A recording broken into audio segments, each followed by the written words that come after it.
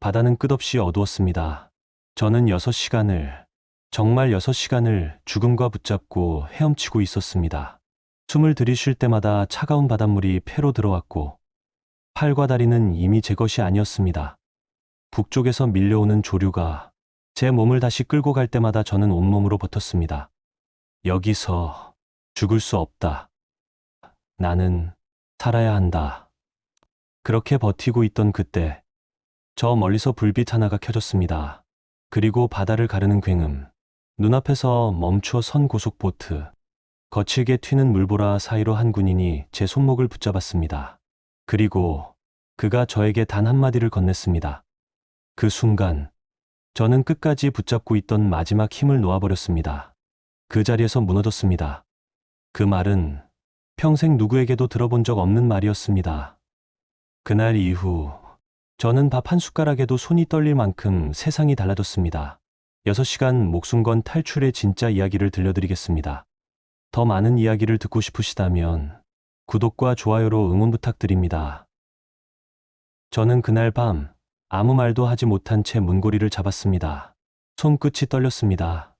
문 하나 여는 것도 보위부가 등을 붙잡을 것 같은 두려움이 들었습니다. 밖은 조용했습니다. 서해 끝 작은 어촌마을 군사통제구역, 바로 아래 붙어 있어 밤이면 사람 숨소리도 조심해야 하는 곳이었습니다. 어릴 적부터 바다가 옆에 있었고 청년 시절엔 군에서 해안경계 근무도 했습니다. 물속에서 오래 버티는 법, 조류의 방향 읽는 법, 그런 것들이 몸에 스며 있었습니다. 그런데 그 모든 게 오늘 밤 제 목숨을 떠받치는 점 하나가 될 줄은 그땐 몰랐습니다. 하지만 아무리 바다에 익숙해도 그날의 밤은 유난히 무서웠습니다. 바람도 숨을 죽인 듯했고 집들 사이에 흐르는 정막은 곧 누구 하나 끌려갈 때 생기는 그 기묘한 정적과 닮아 있었습니다. 저는 그 정막을 지나며 생각했습니다. 오늘이 아니면 나는 끝난다. 탈북을 결심한 이유는 누군가가 시켜서도 돈이 필요해서도 아니었습니다. 며칠 전 우리 마을에서 한 남자가 끌려갔습니다. 그 사람은 잘못한 게 없었습니다. 다만 중국에서 돌아온 친척에게 고생 많았다 한마디 했다는 이유였습니다. 그 말을 들은 보위부가 사상오염이라며 그를 연행했습니다. 가족도 같이 사라졌습니다. 집은 다음 날부터 문이 없는 집이 되어 있었습니다. 아무도 무슨 일이 일어났는지 말하지 않았지만 다들 알고 있었습니다. 다음은 누가 될지 모른다는 것을. 그리고 그날 밤 저에게도 비슷한 소문이 들려왔습니다. 네 이름이 회의에서 올라왔다더라. 한 사람이 작게 말해줬습니다. 그 말이 제 귀에 들어간 순간 제 심장은 땅바닥으로 꺼졌습니다. 저는 그저 어촌에서 고기 잡으며 살고 싶었던 사람이었습니다. 하지만 북한에서 그냥 살고 싶다는 소망은 충성의 대상이 아니었습니다. 그리고 그 사건이 있던 날 보위부 2명이 우리 집 근처 골목에서 누군가의 이름을 적은 종이를 들고 이야기를 나누는 걸 저는 직접 보았습니다. 그 종이의 끝에 제 성씨가 걸려 있는 걸 보았을 때 저는 알아버렸습니다. 이곳에 더 머물면 죽는다. 이것이 제 탈북의 계기였습니다. 누군가는 사소하다 하겠지만 북한에서는 소문 하나, 표정 하나도 목숨값이 되었습니다. 저는 천천히 그러나 결심한 발걸음으로 골목을 빠져나왔습니다. 군홧발 소리가 들릴 때면 담장 아래에 몸을 낮추고 숨을 죽였습니다. 걸린다면 끝이었습니다. 마을 끝으로 갈수록 짙은 비린내가 코끝을 찔렀습니다. 바다가 가까워진 것입니다. 어릴 때부터 맡아온 냄새였고 군에 있을 때는 매일같이 맡던 냄새였습니다. 그 익숙한 냄새가 오늘 밤만큼은 저를 시험하는 냄새처럼 느껴졌습니다. 저는 마지막으로 뒤를 돌아봤습니다. 불 꺼진 초소, 어둠에 잠긴 마을, 그리고 제가 버리고 나와야 했던 삶. 돌아갈 길은 이미 사라졌습니다. 저는 입고 있던 런닝을 벗어 한 손에 꼭 쥐었습니다. 군에서 배운 대로 흰천은 밤바다에서 가장 멀리 보인다는 걸 기억하고 있었습니다. 파도 소리가 가까워졌습니다. 바닷바람이 볼을 스쳤습니다. 그 순간 저는 깨달았습니다. 이제 돌아갈 수 없다. 살기 위해선 앞으로 가야 한다. 그렇게 저희 탈출은 그 조용한 밤 한 걸음으로 시작되었습니다. 발끝이 바닷물에 잠긴 순간 숨이 턱 막혔습니다. 얼음장 같은 서해의 야밤 수온은 한순간에 가슴을 조여왔습니다. 그 물의 차가움이 아니라 마치 제가 이곳에 들어오기를 기다리고 있었다는 듯한 느낌이 들었습니다. 돌아갈 길은 없다. 들어가야 한다. 저는 심호흡을 한 번 하고 조용히, 그러나 단단하게 물속에 몸을 던졌습니다. 파도가 얼굴을 한 번 때렸고 숨이 순간적으로 사라졌습니다. 공기가 아닌 바다의 비린내와 짠맛이 폐 안으로 들어오는 듯했습니다. 저는 몸을 바로 세우려 팔을 뻗었습니다. 어릴 때부터 물가에서 뛰놀며 터득했던 감각이 본능처럼 되살아났습니다. 군에서 해안 경계 근무를 하며 익혀둔 파도 위에 몸 싣는 법, 조류가 당길 때는 흰발만 쓰는 법, 그 모든 것들이 그날 밤 제 몸을 흔들리는 수면 위에 간신히 띄워주고 있었습니다. 하지만 10m쯤 앞으로 나아가자 서해의 조류가 제 몸을 뒤로 잡아당기기 시작했습니다. 제가 앞으로 한 걸음 나아갈 때마다 파도가 저를 두 걸음 뒤로 밀어냈습니다.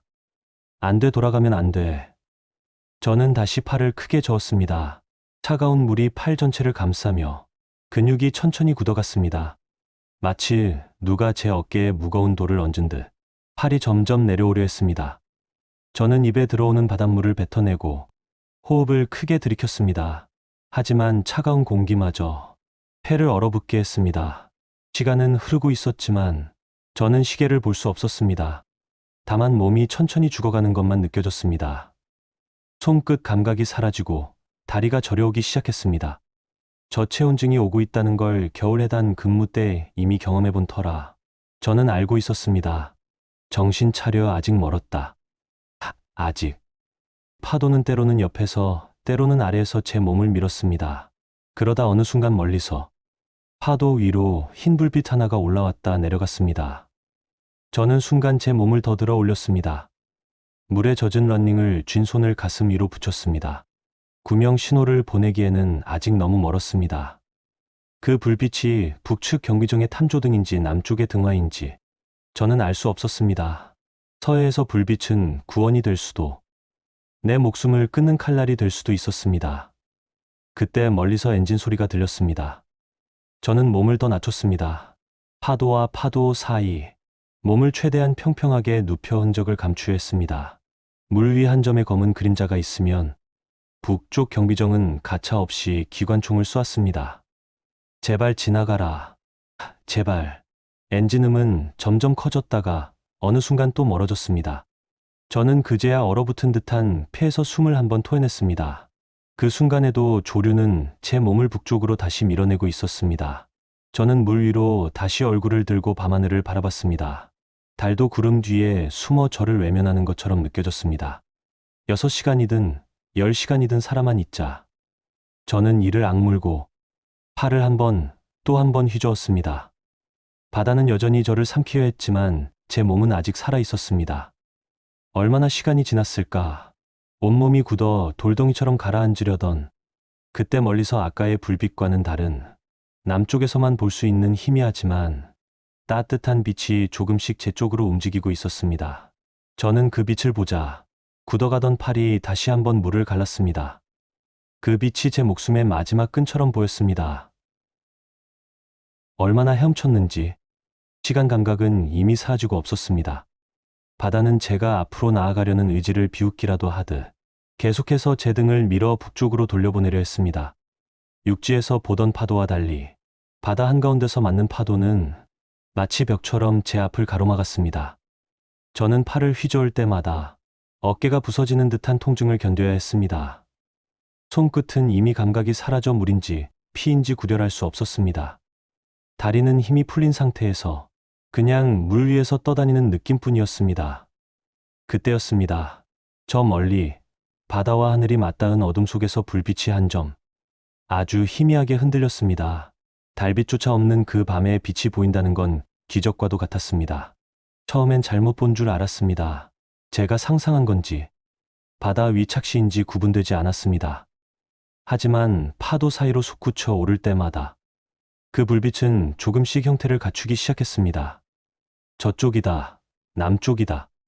가슴 깊은 곳에서 어떤 뜨거운 감정이 밀려올 뻔했지만 그 감정이 올라오기도 전에 또 다른 파도가 제 얼굴을 후려쳤습니다. 저는 다시 물속으로 잠기며 폐까지 차갑게 얼어붙는 느낌을 받았습니다. 수면 위로 올라와 숨을 몰아쉬는 순간 그 불빛이 한층 더 가까워졌습니다. 이젠 확실했습니다. 북쪽 경비정의 하얀 탐조등과는 달랐습니다. 남쪽 군인들이 쓰는 좀 더 넓고 따뜻한 빛깔의 조명. 그 빛이었습니다. 그 빛을 보는 순간 몸이 먼저 반응했습니다. 굳어가던 팔이 다시 한번 물을 밀었습니다. 저는 물속에서 손을 높이 들어 젖은 런닝을 흔들었습니다. 그 작은 천조각이 이 어두운 밤바다에서 얼마나 멀리 보일지 알 수 없었지만 제가 할 수 있는 건 그것뿐이었습니다. 여기 있다. 입을 열었지만 목소리는 바다 속으로 삼켜져 한 뼘 앞도 나가지 못했습니다. 그래도 계속 흔들었습니다. 살고 싶은 마음 하나로 팔이 떨어져 나갈 듯 흔들었습니다. 하지만 바다는 저에게 잠시의 희망도 허락하지 않으려는 듯 갑자기 더 큰 파도를 들이밀었습니다. 그 파도가 등을 강하게 치는 순간 저는 다시 뒤로 밀렸습니다. 남쪽의 불빛이 몇 걸음 더 멀어진 것처럼 보였습니다. 안 돼, 안 돼. 제발. 저는 이를 악물고 다시 몸을 앞으로 던졌습니다. 죽어가는 근육을 억지로 깨워 팔을 뻗고 또 뻗었습니다. 나는 지금 바다와 싸우는 게 아니라 죽음과 싸우고 있었습니다. 그러다 문득 저 멀리서 작은 소리가 들렸습니다. 부웅. 낮게 울리는 엔진음. 그리고 그 뒤로 물살을 가르는 선체의 진동 같은 소리. 저는 고개를 들어 최대한 높이 파도 위로 몸을 띄웠습니다.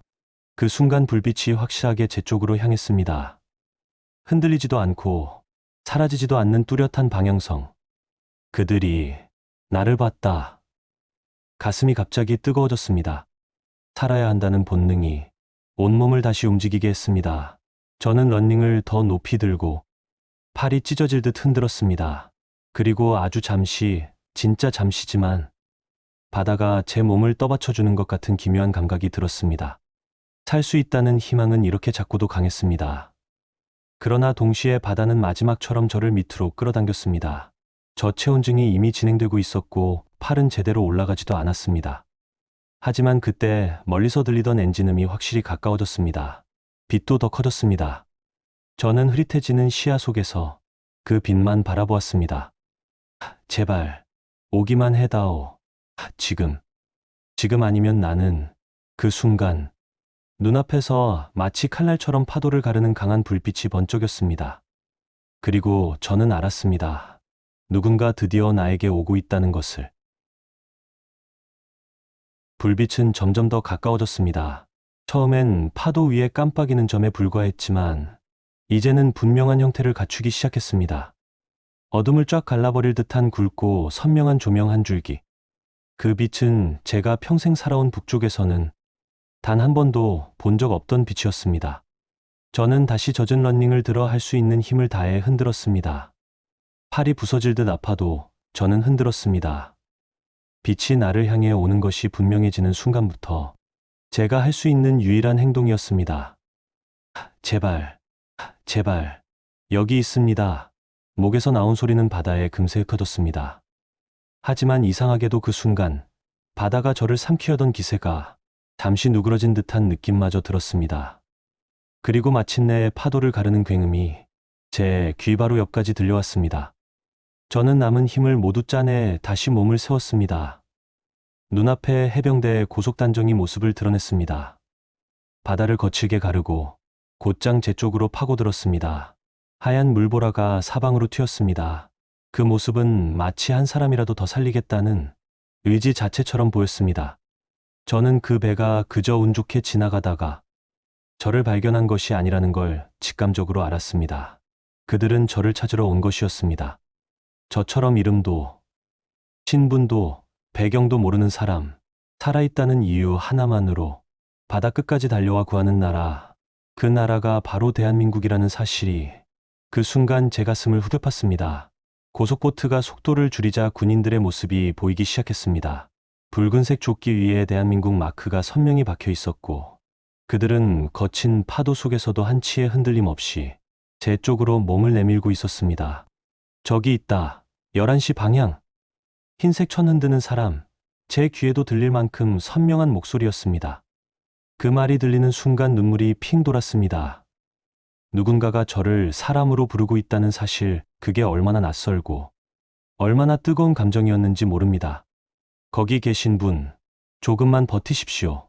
우리가 갑니다. 그 한마디에 전율이 온몸을 타고 흐르는 듯했습니다. 북한에선 누군가 이런 식으로 말해준 적이 없었습니다.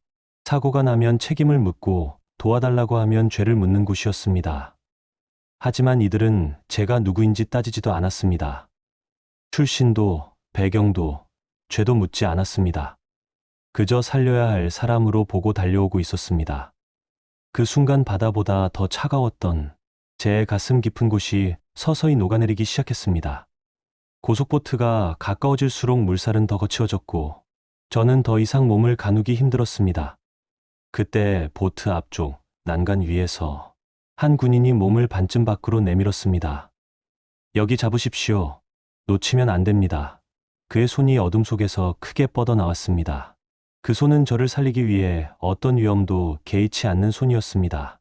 저는 마지막 힘으로 손을 들어 그의 손목을 붙잡으려 했습니다. 손끝 감각은 이미 사라졌지만 그의 손에서 전해지는 따뜻하고 단단한 힘만은 확실히 느껴졌습니다.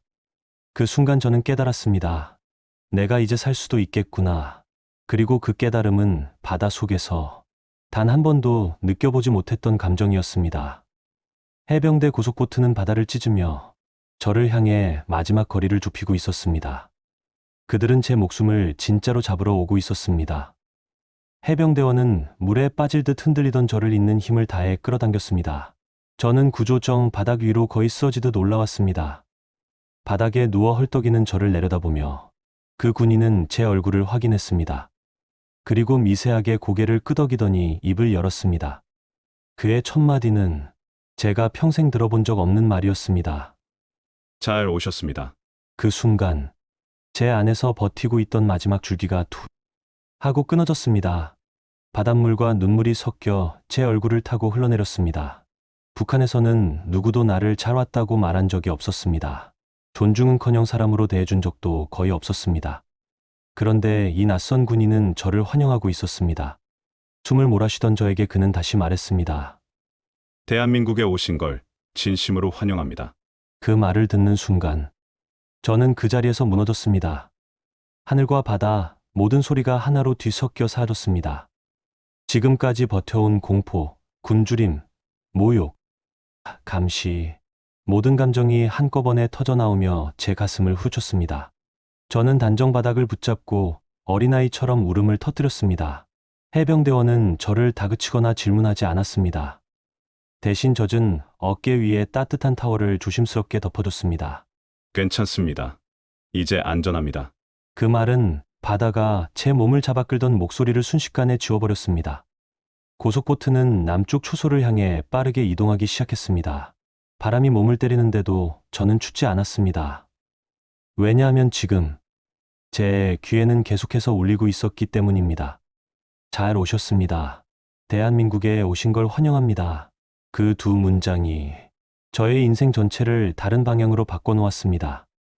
해병대 고속보트가 초소 쪽으로 전속력으로 향할 때 저는 여전히 단정 바닥에서 숨을 헐떡이며 누워 있었습니다. 하지만 그 숨은 더 이상 죽음 앞에서 떨던 숨이 아니었습니다. 저는 이제 살 수 있다는 생각을 처음으로 했습니다. 그 생각만으로도 가슴이 벅차올랐습니다. 남쪽 초소가 가까워질수록 불빛은 더 밝아졌습니다. 그 불빛은 단순히 전등이 아니었습니다. 저에게는 생명줄이자 죽음에서 걸어나온 사람들이 밟을 수 있는 새로운 땅의 표식처럼 보였습니다. 부두에 도착하자 2명의 해병대원이 신속하게 달려와 저를 양쪽에서 부축했습니다. 그들의 손길은 단단했지만 강압적이지 않았습니다. 성난 손도, 밀어붙이는 손도 아니었습니다. 살아남은 사람을 안전하게 데려가는 손이었습니다. 막사 안으로 들어가자 저는 눈앞의 풍경의 말을 잃었습니다. 전등은 밝고 따뜻했고 난방기 바람은 젖어있던 제 몸을 감싸주었습니다. 북한에서 보던 그 황량하고 눅눅한 군 막사가 아니라 사람을 살리기 위해 존재하는 공간이었습니다. 어깨에 둘러준 담요가 몸에 닿는 순간 저는 그 따뜻함에 거의 무너질 뻔했습니다. 북한에서 담요는 겨울에도 살을 애는 먼지투성이었지만 여기 담요는 마치 이제 괜찮다고 말해주는 것 같았습니다. 해병대원 한 명이 제 앞에 앉았습니다. 그의 눈빛은 누군가를 의심하는 눈빛이 아니라 누군가의 사정을 듣고 싶은 눈빛이었습니다. 많이 힘드셨죠? 몸 상태부터 확인하겠습니다. 무슨 말씀도 하지 마십시오. 지금은 우리가 도와드릴 시간입니다. 우리가 도와드릴 시간.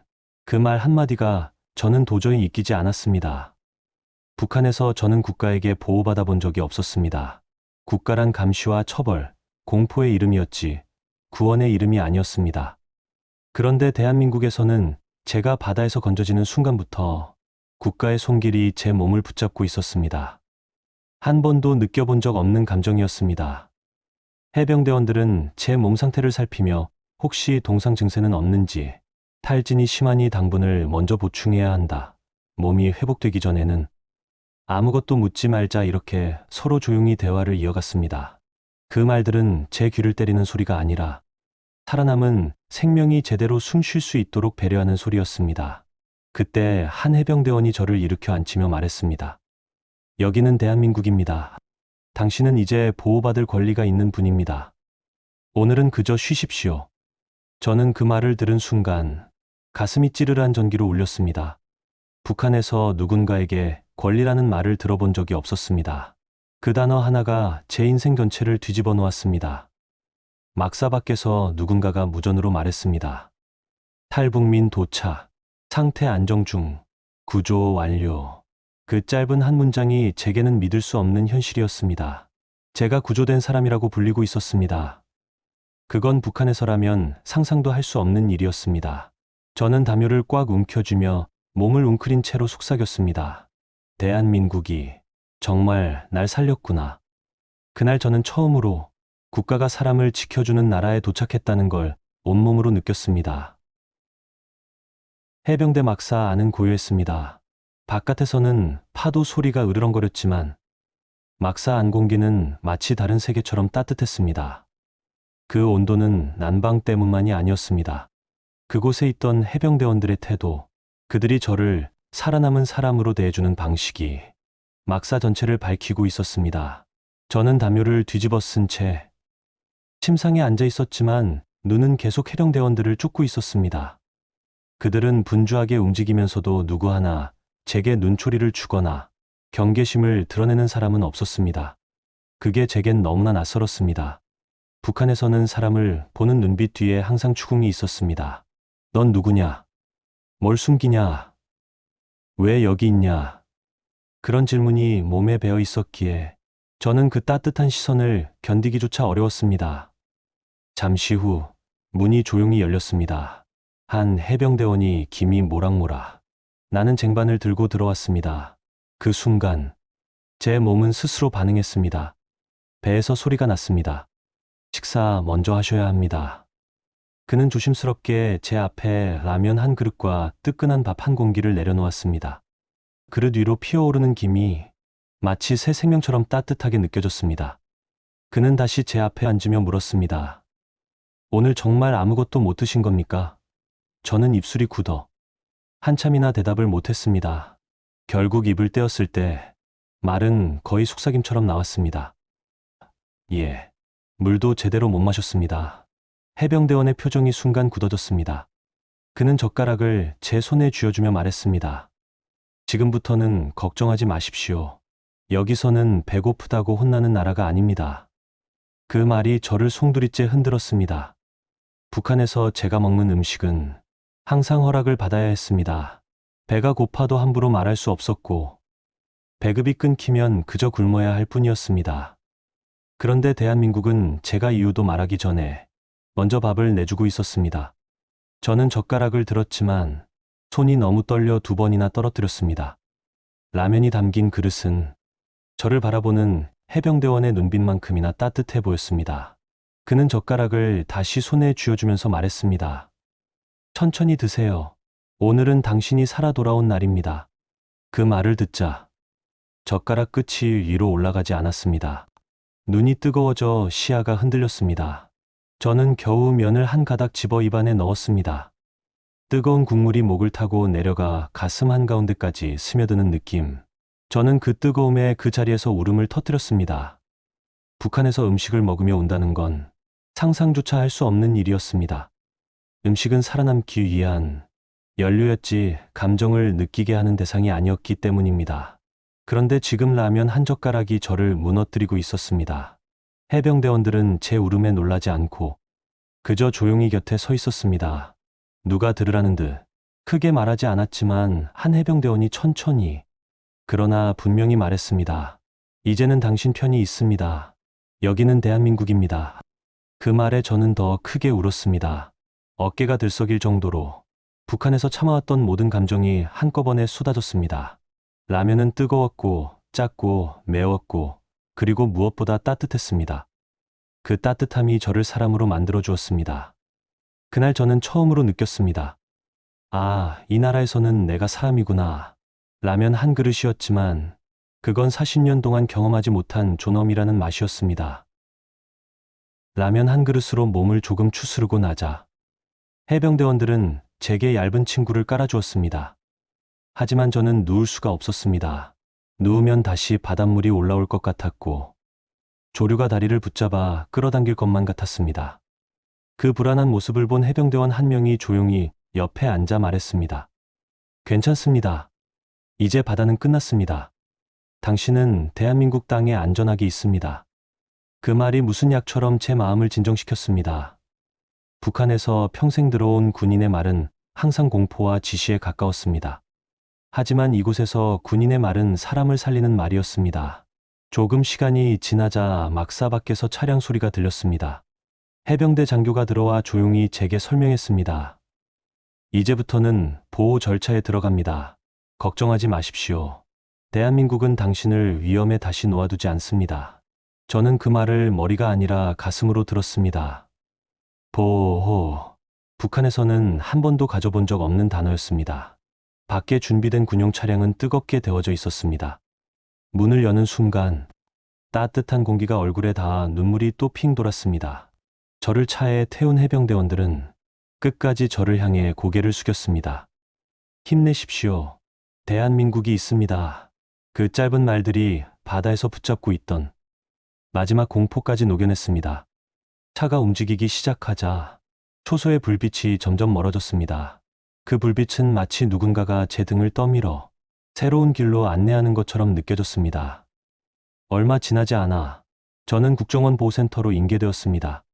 시설 입구에서 직원들은 정중하게 인사하며 말했습니다.